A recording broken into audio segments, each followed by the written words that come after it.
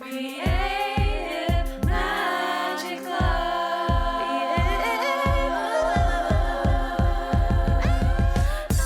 What's up? This is Sarah Mack and welcome to Creative Magic Club. Together, we'll discover inspirational stories of creative entrepreneurs living out their dreams, doing the work they are most passionate about, and building wealth in magical and fun ways. While building a six-figure income as a writer and coach, helping other women to launch their dream businesses, I've connected with so many incredible people and seen it proven again and again that you can thrive financially doing whatever it is you are passionate about. I'm here to share life-changing strategies for mindset, making money, and reaching more people with your work in a business and life filled with creativity, freedom, and fun.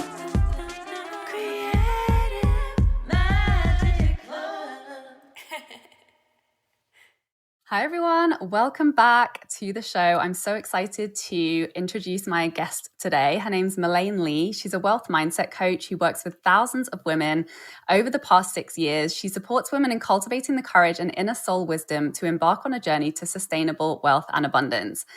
In the past 6 years, Malaine has cultivated millions in her business and supported thousands of women to hit six figures, multi-six figures, and beyond. Her total jam is supporting women in being able to fully root into their feminine energy whilst harnessing the masculine energy to create their unique wealth alchemy. Thank you so much for joining us, Malaine.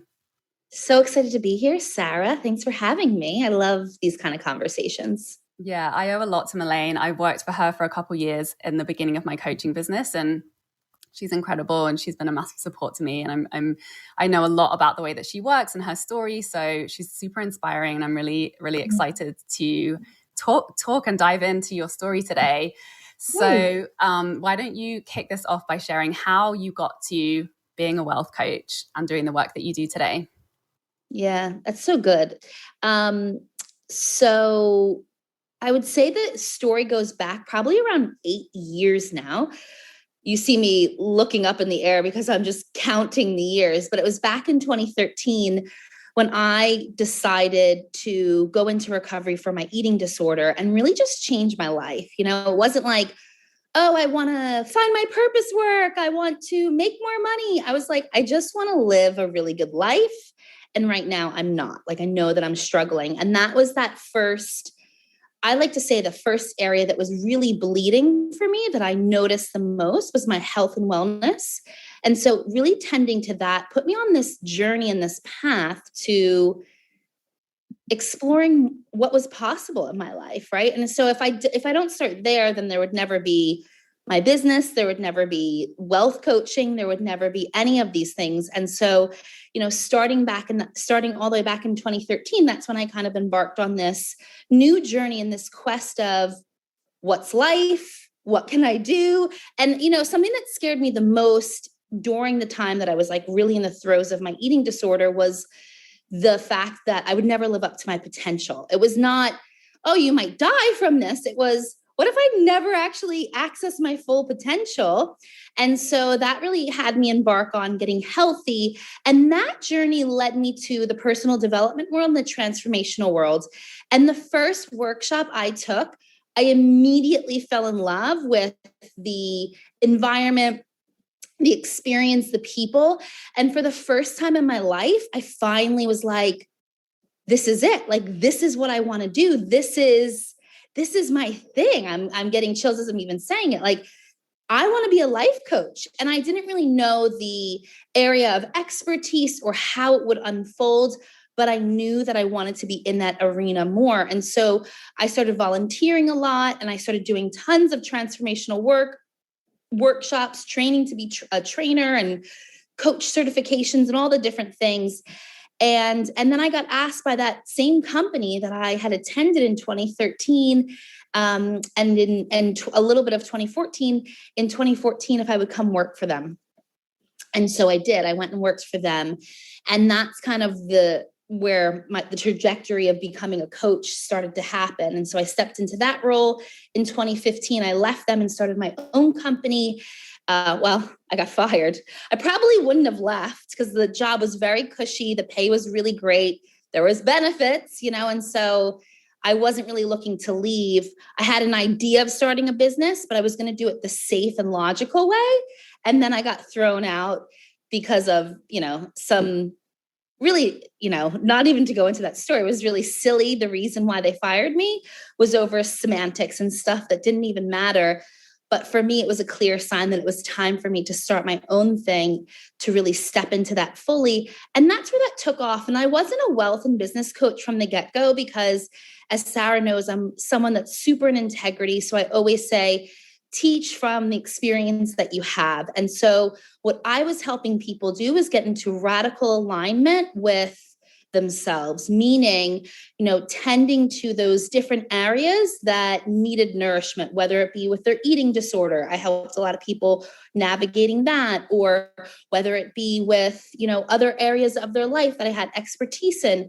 And what I started to find over those first, year or so was that I was supporting a lot of people and stepping into their value and their worth. And then as a result, they were manifesting a lot of money.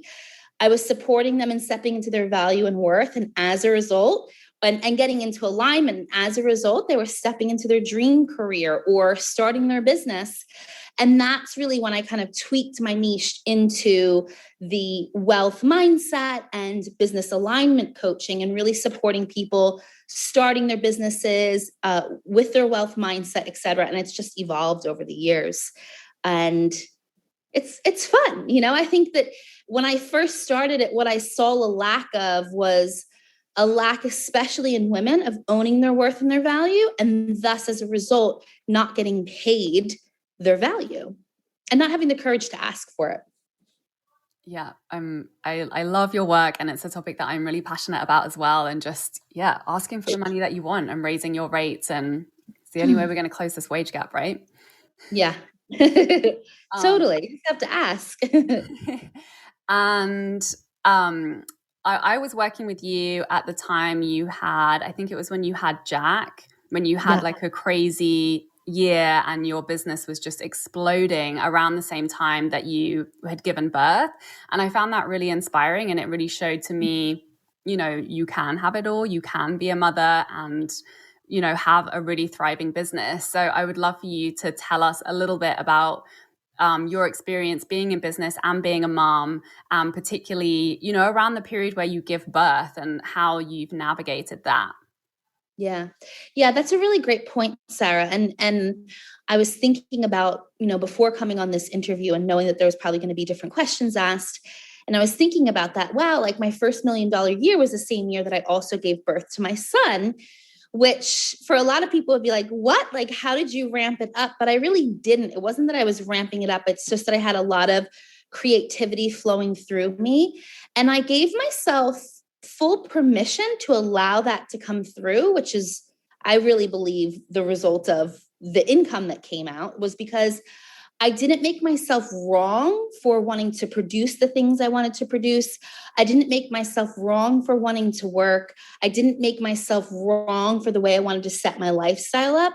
And I think what happens as a mother is that mothers make themselves wrong for the way they do things, meaning, since I'm a mom, I can only work X amount of hours, or since I'm a mom, I can only do it this way, or and they start to really box things up, or I have to take maternity leave for this long, or I have to have this and I have to have that.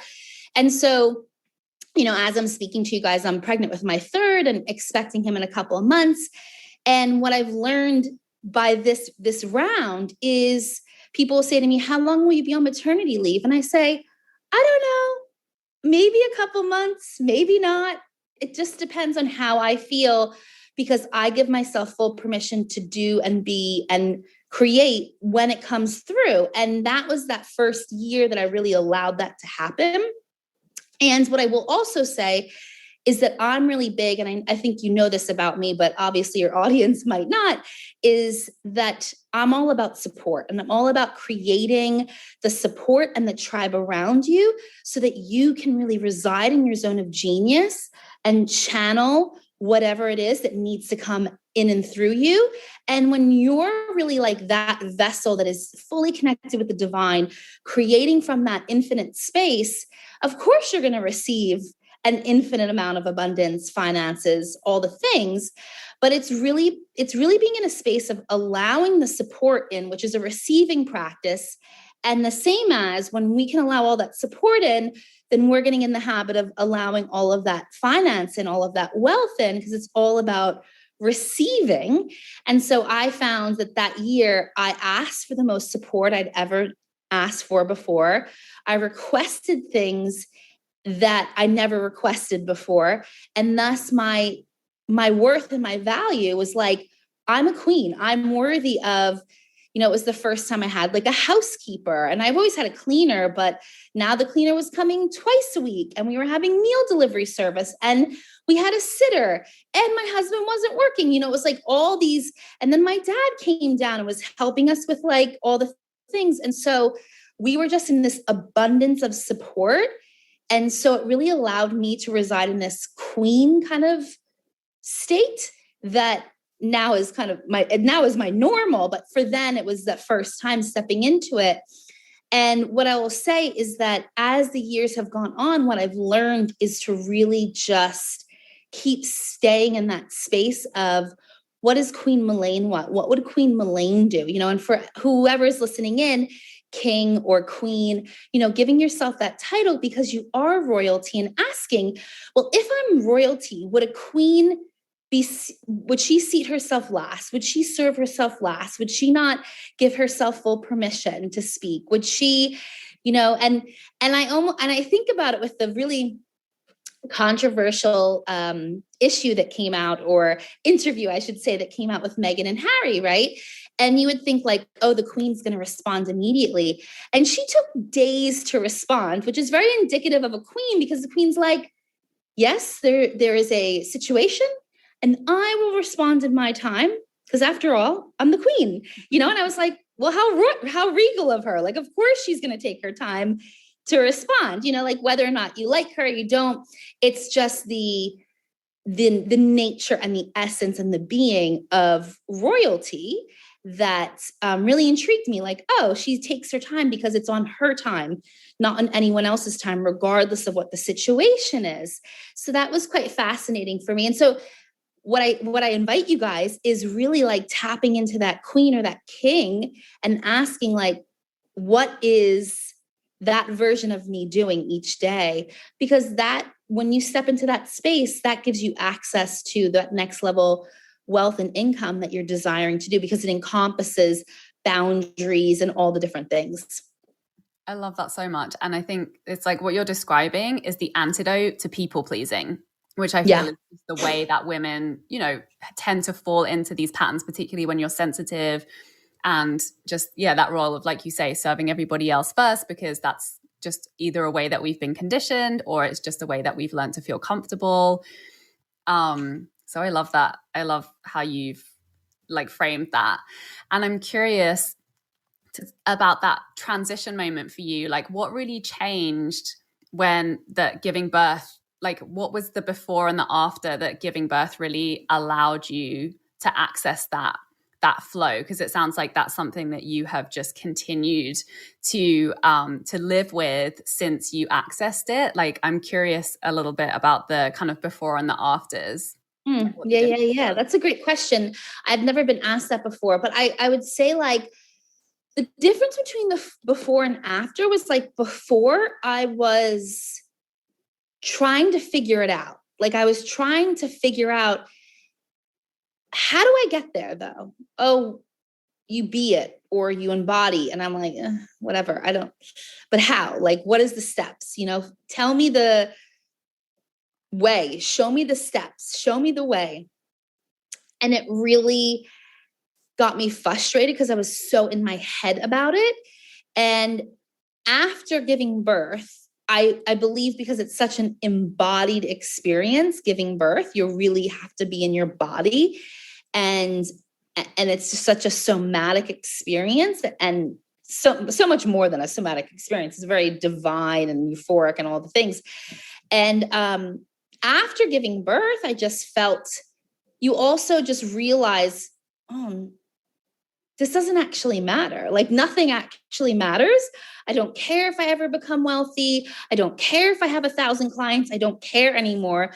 I just want to be in flow, and I want to be in me. I want to be authentic. I want to be real. I want to be raw. I'm not going to worry about it anymore. Like that starts to go away because you start to realize that your priorities, I think, shift, and you really just step into this space. Well, I have to say that, for each person, it's likely different. So for me, the experience was I stepped into this space of just fully embodying who I am, and really getting clear on making the decision that, yes, I am the millionaire. I am the multimillionaire. I own the empire, but I'm not going to worry about it anymore. I'm not going to try to figure it out. I'm just going to allow it to happen.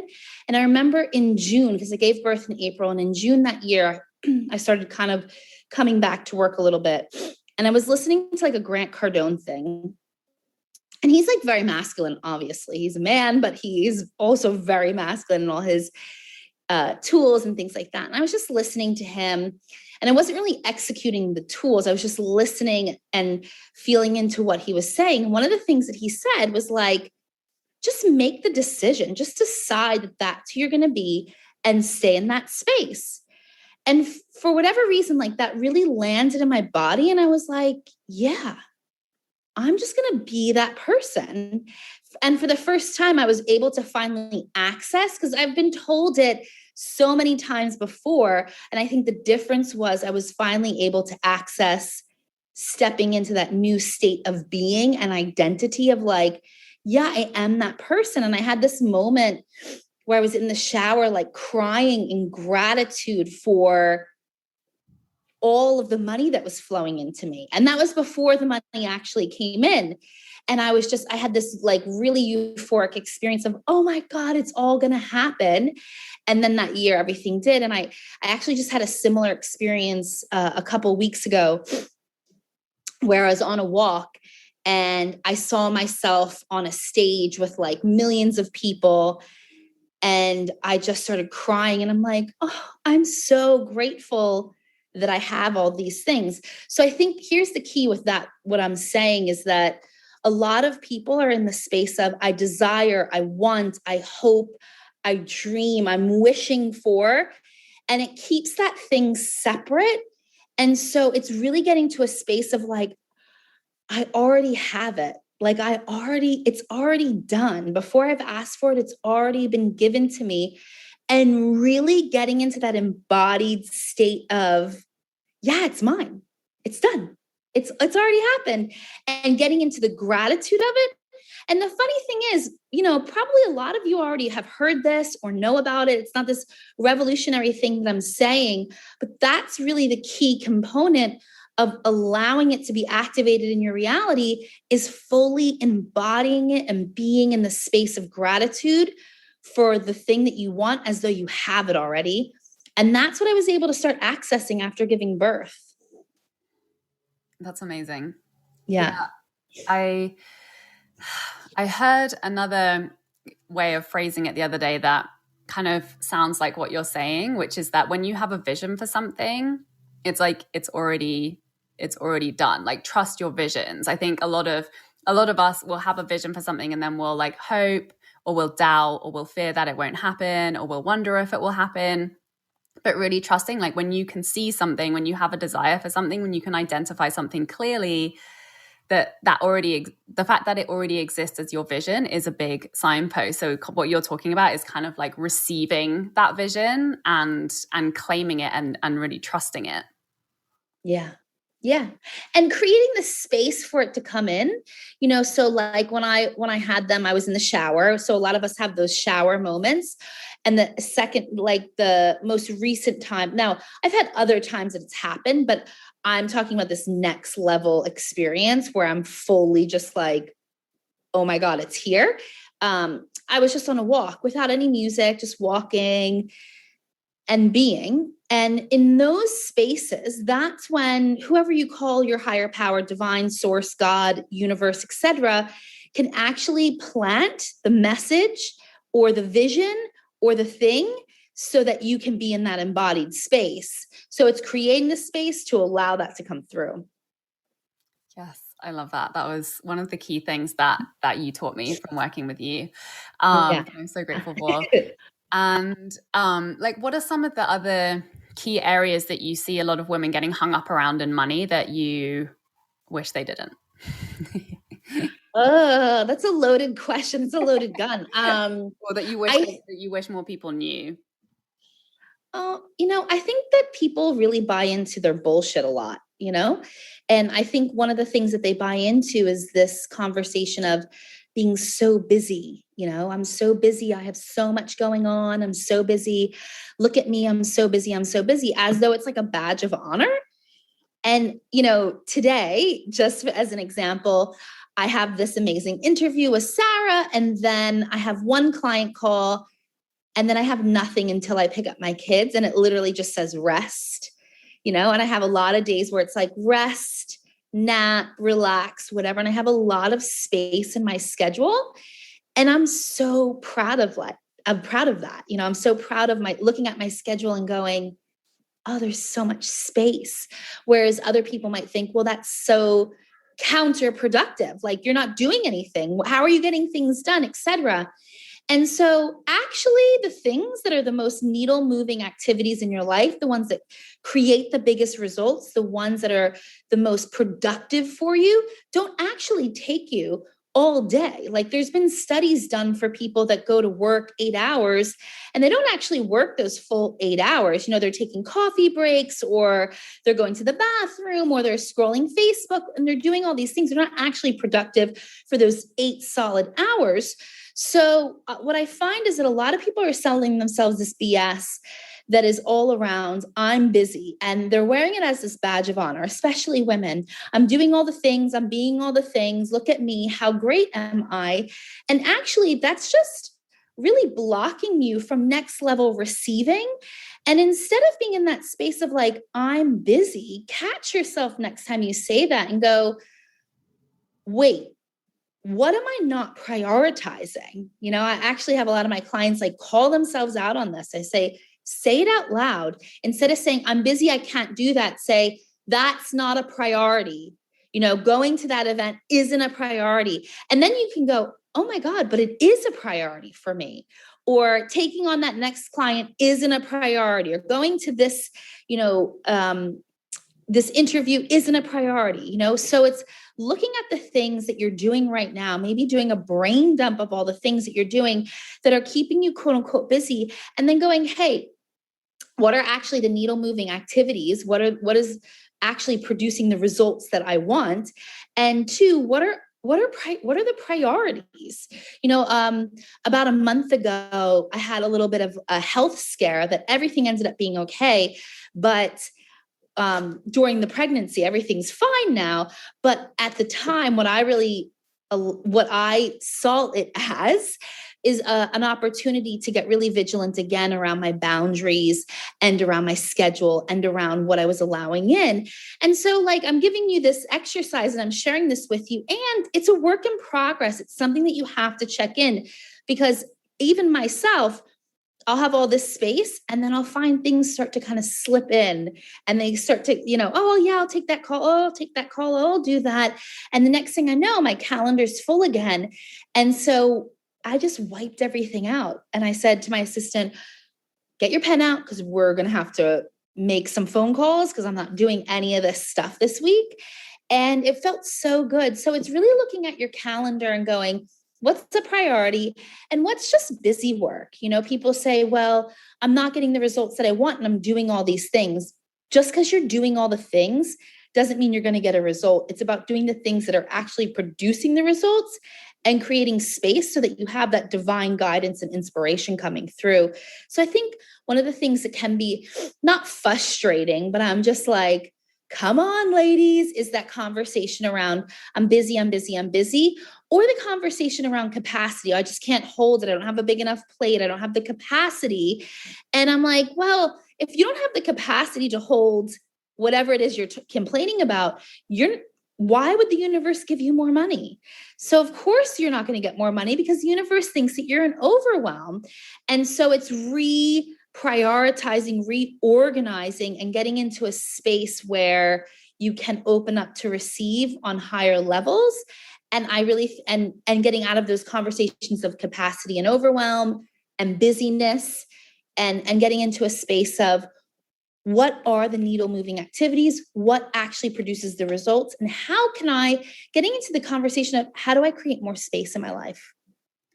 I love it. Yeah. Boundaries is just everything and is a constant renegotiation. And I think also when you refer to how the needle moving activities don't actually need to take that much time, like that's a confidence thing, which is all about connecting to the identity, which is what you've been talking about. When we're connected to that and we're super focused and we believe in it, then we're able to execute in like actually a very small amount of time. And yeah, business doesn't need to take that much time to create epic results. Totally. I think like my needle moving activities probably take me an hour a day.